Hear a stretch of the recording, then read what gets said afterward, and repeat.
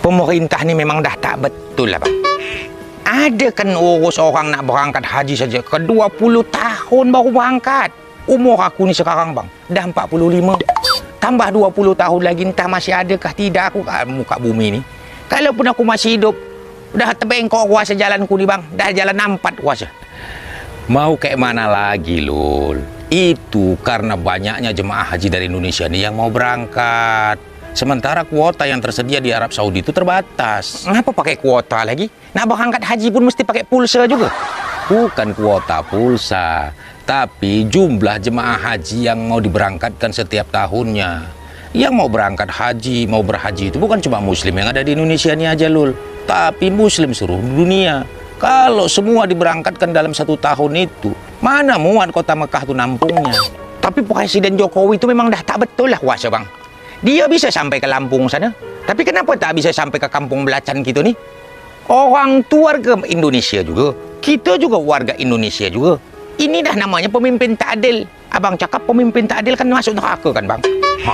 2024 nih aku dah tak nak lagi lah pilih Jokowi itu bang. 2024 memang dia nggak nyalon lagi, tapi kan ada calon lain, ada pilihan lain. Kau pilihlah dari calon-calon nanti yang ada, mana yang terbaik. Yang mana pun tak ada yang betul tuh bang. Ganjar tuh urus Jawa Tengah tuh pun tak betul. Anies Baswedan urus jadi gubernur Jakarta sana pun tak ada beres.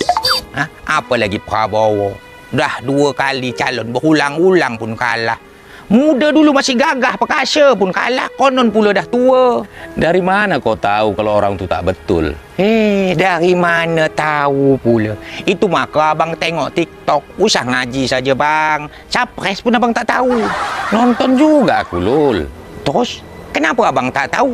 Ramai orang upload orang tu bertiga tu, semua buruk, tak ada yang bagus. Itu karena kau tengok buruknya aja Lul, dan kau percaya.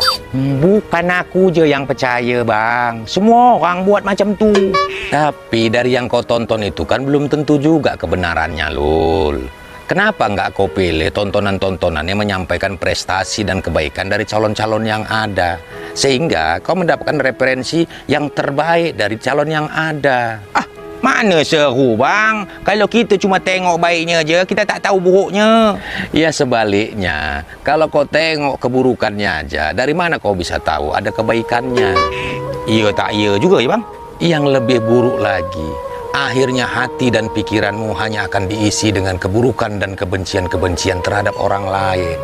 Akibatnya, itu menjadi celah bagi setan untuk menanamkan dalam hati dan dirimu bahwa dirimulah yang lebih baik dan paling mulia. Jadi macam mana yang betul tuh bang? Pilih dan pilah dari calon yang ada. Lihat plus dan minusnya. Gunakan hati dan pikiran yang bersih dalam memandang. Buang perasaan lebih baik, lebih mulia dari orang lain. Kalau 3 orang itulah bang calon nanti, menurut abang mana yang paling baik bang? Kita punya hak yang sama untuk memilih dan memilah di antara mereka. Dan kita yakin di antara mereka adalah orang-orang yang terbaik yang dimiliki oleh bangsa ini. Kita juga yakin tidak ada niat yang buruk di dalam hati mereka untuk negeri dan rakyat ini. Allah telah mengangkat derajat mereka lebih tinggi dari sebagian lainnya. Lalu kenapa kita berusaha untuk merendahkan dan menghinakannya? Sementara apa yang sudah kita lakukan dan kita berikan kepada negeri ini tidak jauh lebih banyak dari apa yang telah mereka baktikan.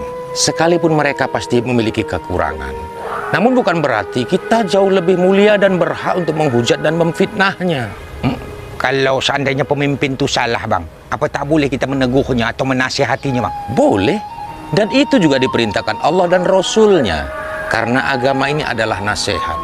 Tetapi ada beberapa syarat yang dicontohkan oleh baginda Rasul apabila kita ingin menyampaikan protes atau nasihat kepada orang lain, berlebih itu kepada pemimpin. Yang pertama, bersihkan dulu niat kita.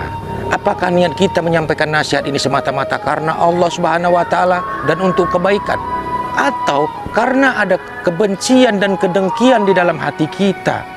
Yang kedua, sampaikan solusi untuk kebaikan bersama, bukan hanya untuk kepentingan golongan, apalagi hanya untuk kepentingan pribadi. Yang ketiga, gunakan dengan cara yang baik tanpa mempermalukannya. Karena untuk merubah keburukan dengan cara yang buruk tidak akan mendatangkan kebaikan sedikit pun, melainkan hanya akan menambah keburukan.